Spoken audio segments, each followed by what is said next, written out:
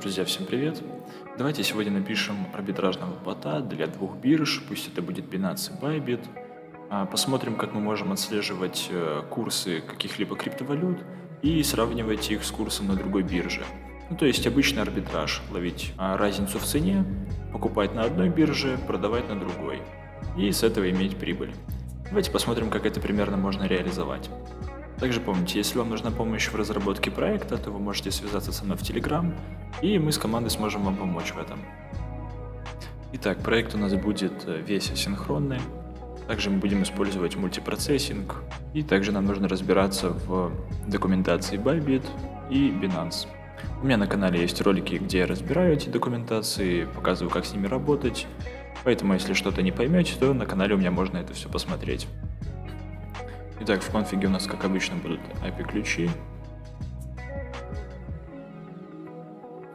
Пока мы их заполнять не будем, это пока нам не понадобится. Основной исполняющий файл у нас будет запускать процессы для веб-сокетов на каждую биржу. То есть запускаем один процесс, в нем подгружаются веб-сокеты к одной бирже, запускаем еще один процесс, вторая биржа. Итак, по структуре проекта мы добавили две папки с биржами, BinanceX и BybitX. Теперь нам нужно подключить веб-сокеты.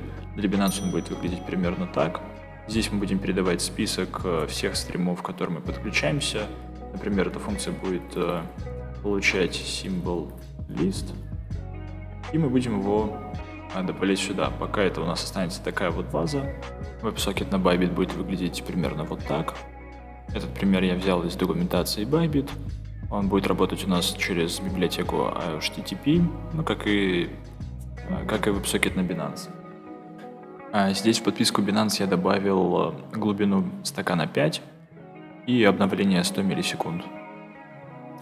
Так, в Bybit у нас будет глубина 50. Если что, потом будем фильтровать глубину, которая нам нужна, чтобы программа работала быстрее. Здесь мы будем передавать список всех символов.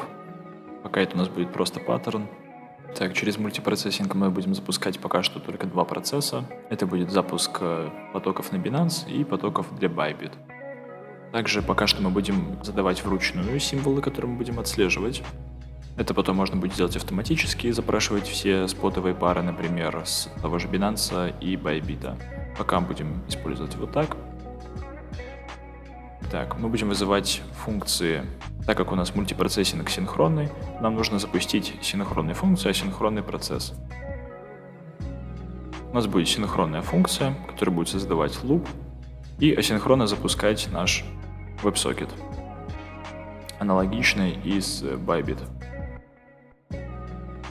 Итак, теперь мы наш паттерн сделали уже в готовый вид. Мы передаем символы и в случае Binance добавляем в базовый URL все символы и название потока, на который подписываемся. Это выглядит вот примерно вот так. На Bybit выглядит немножко иначе. Здесь у нас уже не URL, а делаем список символов, на которые подписываемся. Вот по такому паттерну. Теперь нам остается фильтровать информацию, всю, которую мы получаем. Итак, я написал сортировку. Здесь мы будем получать биды и ASCII.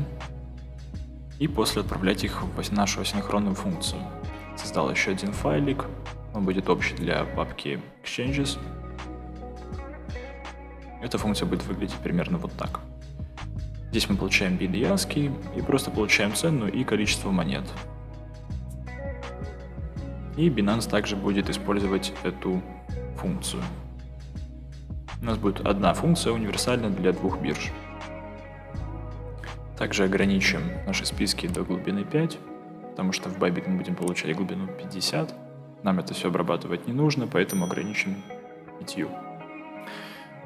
Итак, финально у нас будет выглядеть функция принятия бидов и асков вот так вот. Здесь мы будем передавать биды и аски, уже отсортированные, обрезанные до 5, в нашу асинхронную функцию.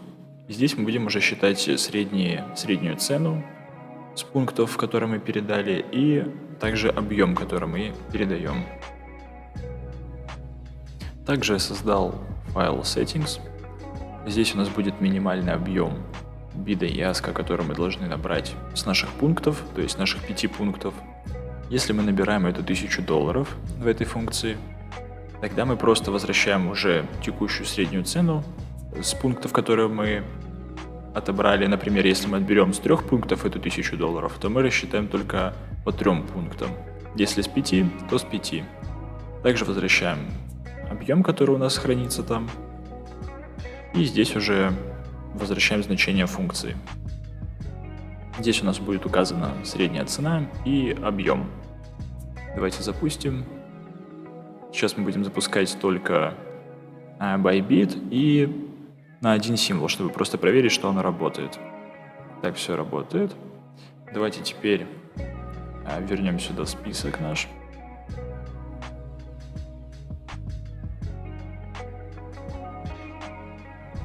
Попробуем с 3 символами.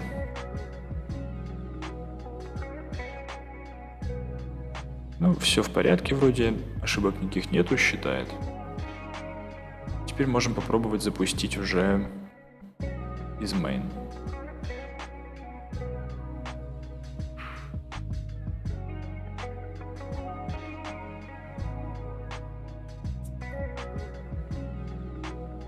Все работает. Ну и дальнейшая идея какая? Мы отбираем среднюю цену с Bybit из Binance и сохраняем, например, в словарь или в базу данных. После мы по одинаковым символам сравниваем цены и ищем дельту.